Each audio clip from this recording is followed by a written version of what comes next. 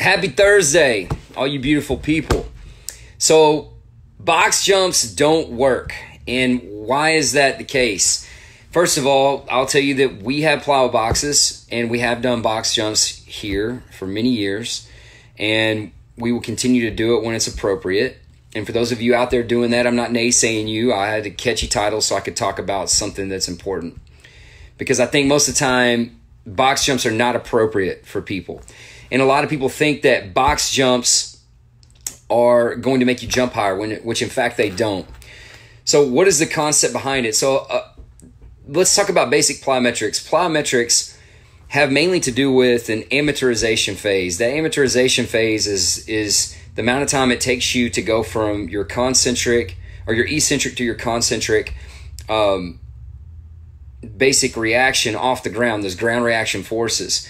Now, when you go to jump on a box, you're limiting the effect of the plyometric, because the whole point of the box is to dissipate your load and to make it to where it's less impact than it would have been if your entire body weight would have landed back on the ground. So think about this. If you drop a penny from a skyscraper, when it hits the ground, you hear people say it could have killed someone. Well, if that penny only fell half that distance, it's not going to have as much impact or velocity. That was the original thought process behind a plyometric box, is for people that are heavy, or maybe people that don't have good landing mechanics, or people that can't handle the force that's going to be put in the ground from doing actual plyometrics. The box is a good halfway point to unload them. It's like doing a treadmill that's alter gravity. If you have an injury, it unloads your weight so that you can actually run before you're ready to on the injury that you have. The box is no different than that, and that's how it should be used. But unfortunately, people use these boxes as a competition to see who can jump the highest. Now let me explain the pitfalls of that. If you're jumping on a box to see how high you can jump or prove how high you can jump, number one, you don't have to put ample amount of force into the ground to get on that box, because you can easily pull your knees up to your shoulders and get maximum height onto the box. So you're skipping the part that makes a plyometric very important, which is your interaction with gravity and force into the ground, those ground reaction forces. And so the problem with doing a high box jump is not only are you not seeing how high you can jump, you're putting your body at angles that could put your SI joint, your tailbone, that area in danger, and you can have a ton of issues with your lower back and landing with a curved spine at that angle. The reality is you should never do a box jump if your femurs don't land, like if the bone between your knees and your hips don't land at an angle that's within about 7 degrees of what you're trying to improve power on. It's not going to translate even for the landing portion of it. So you should always, if you're going to do a box jump, you should know that the purpose of the box jump is it's a beginner jump to get you used to landing mechanics and to take away half of the impact from the jump itself. Number two, you should know that landing on the box, honestly, landing on the box, if you don't land in a position you would jump from again, or with an angle from your knee to your hips that is within 7 degrees of what you're trying to potentially increase power in, it's absolutely pointless. Now, what else could you use plyo boxes for? Balancing exercises, step-ups, even depth jumps are really good where you step. Now, this is for people that are advanced to the point where they can do high-level plyometrics, high-impact plyometrics, step off the box and explode off the ground. And I wouldn't do that higher than about, I'd start off 6 inches and work your way up to 12 and then 18. But that's someone that's very advanced and been doing plyometrics for a long time. The reality is the best plyometrics have to fit for the demands of the sport or whatever that person is trying to improve. For instance, a lot of people do jump squats and things like this, and they'll have Vertimax and all this. Here's the thing. The amount of milliseconds it takes you to produce power and whatever you're trying to improve, those are the type of plyometrics you need to be doing. So that's why skips and different variations of skips, angulations of skips, speeds of skips, it's going to speed up that neurological response on how fast your body can go through that amortization phase and neurologically pick them up and put them down with speed and power. When you do things like jump squats or some type of resisted jump, you're teaching the body to work more efficiently at a slower expressions. So the amount of milliseconds it takes you to go through those amortization phases, it's not even close enough to a sprint to actually affect it. So that plyometric's not going to work at all for what you're trying to target. So you got to understand the way plyometrics work is that it needs to be something that actually makes sense. Now, playing devil's advocate, how could a box jump be good? I don't think it ever could be good. I think there's a lot of better options. But one of the things that it does do is it forces you to, if you land correctly, to reinforce proper landing mechanics. Now, if you land on a box, 3 sets of 6, you're going to get fatigue and you're going to get work in the stability muscles around your joints and your hip, knees, and ankles. That is a benefit. I think where it's used the most is in something like CrossFit, where you might do 30 of these jumps. And yeah, of course you're going to get tired. I'm not saying it doesn't make you tired. I'm saying it doesn't make you more explosive and it doesn't make you faster. That's what I'm saying.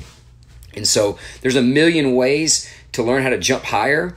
Unless I have a 300-pound lineman or someone that has an excessive amount of body weight, I'm probably not going to do box jumps with them unless I'm just working on landing mechanics. When I want to do real plyometrics, I'll do real plyometrics. And real plyometrics come in the form of different angulational leaps.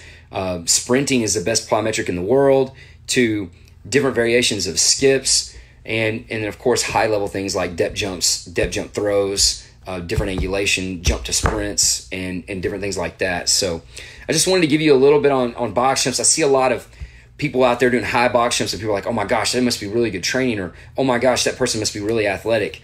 Well, in bounding, of course, bounding is great plyometric, and it's really best for loading to teach athletes patience going into the ground. That's a good thing to bring up. Patience putting force into the ground. But then you got to go back and speed them up so they're not addicted to that type of feeling when they sprint. But it's a great plyometric. But back to boxes, you really got to be careful on letting athletes think that is the key to jumping higher, or that is a great plyometric, because it just, quite simply, it's not. It's something that is a beginner. When we do foundations, new athletes, they always do box jumps before we let them do plyometrics. We're going to see how they land. We're going to see how they take off from the ground. We're going to see if they're a puller or a pusher.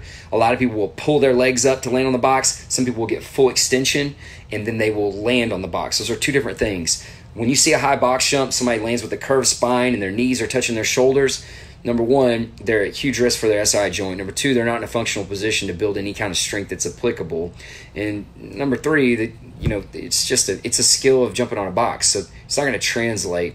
It may look fun to some kids, and yeah, we've let kids do that here before too for fun, but it's not a training exercise, and it's not something we really should do anymore, and we haven't done in many, many years because the risk is just far greater than the reward. So that's my piece on box jumps. I don't think they're necessary. I think and if you have to buy a box for your gym, if you're someone that has to have that, you really don't need anything more than 18 inches, because not a lot of people can jump and land with proper landing mechanics above 18 inches, because you want to jump higher than the level of the box and then land in a position you could jump from again. And if you can't, quite honestly, it's too high. And if you're jumping on a box that's 32 inches or 48 inches or 52 inches, then you could probably get a lot more benefit from doing rapid fire plyometrics in other ways to actually get you to jump even higher. Air jumps, Broderick, that's a great question. So air jumps are great, like basic air squats, just as fast as you can. Those are amazing. The problem is, it's not a problem. You got to look at what is your goal. Do you just want to vertical jump higher, or do you want to vertical jump faster, which is two different things? Do you want to run faster? If you want to run faster, that's probably not your best option, if that's what your target is. If you do want to jump higher, I think jump squats are a fantastic option. Sometimes I shorten that part of the jump and I'll do pogos. So I'll do jump squats maybe for 2 or 3. I like triples. Then I'll go straight into pogos, which pogos you really try to take out the hips and knees as much as possible, and you ankle and see how responsive their neurological system is. So when you talk about tendon and ligament adaptations, you're talking about elastin fibers, you're talking about neurological processes. So a lot of those adaptations are going to be velocity specific. So the danger in a jump squat is that it might not be fast enough to apply to whatever you're trying to affect, if that makes sense, Broderick. But very, very good question. Does anybody else have any questions about box jumps? Now, I'll be honest. I mean, I kind of, at this point, it's fairly worthless. We have a lot of youth athletes we'll do box jumps with us because they don't understand landing mechanics, and it forces you to anticipate and learn those. Most people don't take landing on the ground seriously. They take landing on a box really seriously. So when you put a box in front of someone, you're going to get their best landing because they don't want to fall. Good deal, Broderick. I appreciate the question, man. Thanks for being on. Anybody got any other questions?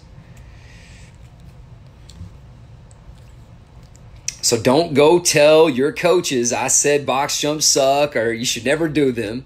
What I'm saying is, in a lot of instances, there are better options. In a lot of instances, it's a beginner exercise. In a lot of instances, it can be used for landing mechanics. If that's what they're using it for, I think that's incredible. If not, I think there's some better options out there. Would love to help anybody that has questions about it. If anybody disagrees, I would love to talk with them about it and just basically talk about some of the things that we've had to face over the last almost 16 years and what we've learned through research and really through our network. I think a lot of people do boxes because of reaction time. Okay, so you're talking about the 6-inch boxes where people just go up and down. Yeah, I mean, I think there's that, but again, if you're not in the right angles, if it doesn't make sense in what you're doing, if you're just bending at the hips to come up and down on that box, up and down, I mean, what are you focusing on the reaction speed of your abdominals, your lower abdominals, your psoas? Like, that's not something you really want an athlete to do. I like if you're gonna do things like that, you'll see in some of our videos, we'll have people doing different shuffling patterns for speed on the ground. I mean, different what we call sagittal, frontal, and transverse plane movement patterns on the ground as fast as they can. And we'll try to get as many contacts as we can in like 5 seconds. I like that better than jumping on a very, very small box for reaction speed. But to your point, that's probably better than some of these other practices, Broderick. I appreciate the interaction, man. Anybody else have anything about box jumps? Any questions, disagreements, agreements, whatever? Oh, last thing. Jumping on boxes with weight.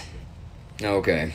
So I think it's a gimmick. I don't think it's helpful. I mean, there may be some people at Cliff Fitness that do that or something, but the problem with jumping on a box with weight is that unless you're working on landing mechanics, unless focusing on landing mechanics is what you're doing, you could get a lot more from doing a loaded squat for velocity, or doing some type of deadlift, honestly, would probably be better and safer than doing a box jump with weight. I'm not a fan of a box jump with weight. I think it's a CrossFit type gimmick. I don't think it has a place in a performance setting. I appreciate that question though.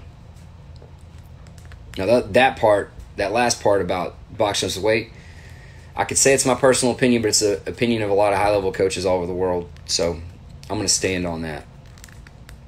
Anybody else got any other questions about box jumps? I'm not saying it's the devil. I'm saying there's better options out there. No? Man, I appreciate it. I've been falling down on the job this week. I'll come back tomorrow with something. Hopefully it'll be something that's helpful. All right, jumps in the pool. Sweet. Got another question. Broderick, you're the MVP of this, man. Jumps in the pool. So as far as jumping out of a pool, so it looks really cool, first of all. Second of all, jumping out of the pool really is a test of reaction speed. Well, first patience, then reaction speed, and then hip flexor strength. So a couple things. If you're jumping out of a pool, what is good about it is it teaches someone how to get vertical first. Because if you don't get vertical first, you won't get out of the pool. Okay. Second, you've got to react at that point that you decide that you have enough verticality. You've got to react and you've got to pull your legs up so you can get out of the pool and land. Here's the danger. You don't really ever want your hip flexors to be a dominant force in running speed or jumping. Because if you do, you're going to have high hamstring issues, and you could overtax the hip flexors, and that's going to decrease their ability to swivel their hips right and left and do the things that make defensive back special or whomever you're working with.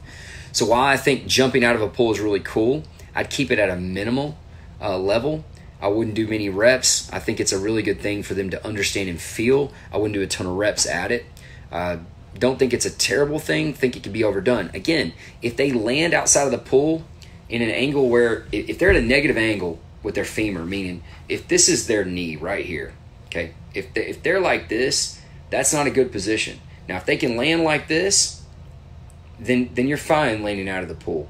So most of my athletes, they just don't have it, man, unless they're in shallow water. They just don't have the juice for that. I mean, we've got athletes all the way to MVP of professional sport leagues all the way down to 6th grade. But I know some DBs are freaks, but and I'm not saying it's bad. I'm saying just take those things into consideration. You never want an athlete to be hip flexor dominant. It's going to increase some issues. Oh, jumping in. All right. Jumping in. Yeah, I think it's fun, man. Jumping in and out of the pool. I think that's great. I think it's gonna have a play on the way that they deal with gravity. So keep that in mind. Nothing's better than just old-fashioned exposure to gravity that we have on the planet Earth. But when you're in the water, you have some of these manipulative things.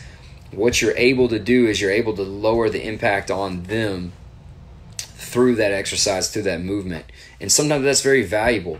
Like, for instance, a box jump would be a thing that we might do on a recovery day as opposed to doing a plyometric. And doing some jumps in the water might be a thing we might do on a day that we're actually want it to be a low volume or low impact day, but we still need to work some form of power. So these are all good questions. Stefan, instead of box jumps, what are your thoughts on maximal isometrics? Maximal isometrics are one of the hidden gems in the training world. I think isometrics are incredible for fluid dynamics of the joints. I think it's awesome for basically the endings where the soft tissue meet. What I mean is where your muscle, basically it gets rigid, where your muscle and your tendon and ligament ends meet. Those filaments, it can get rigid. The older you get, it gets more rigid. So those isometrics teach the body how to really work within that zone and protect you. So even though if you're doing an isometric and you're still, a lot of what's going to happen is that muscle is going to continue to contract and the tendon and ligament structures are more and more exposed. So even when you think you're doing isometric, there's a lot of things still going on. So I love maximal isometrics. I think that's a great finisher. I think it's great for athletes and fitness alike. One of my favorite things to do, quite honestly, make sure they don't have a ton to do the next day, but it's measurable for performance. But I do think that isometrics are very underrated. They can help with a lot of neurological issues that are pain responses. They can help with a lot of control issues, issues with muscles not cooperating or taking communication. Yeah, Stefan, I love isometrics. Anything else?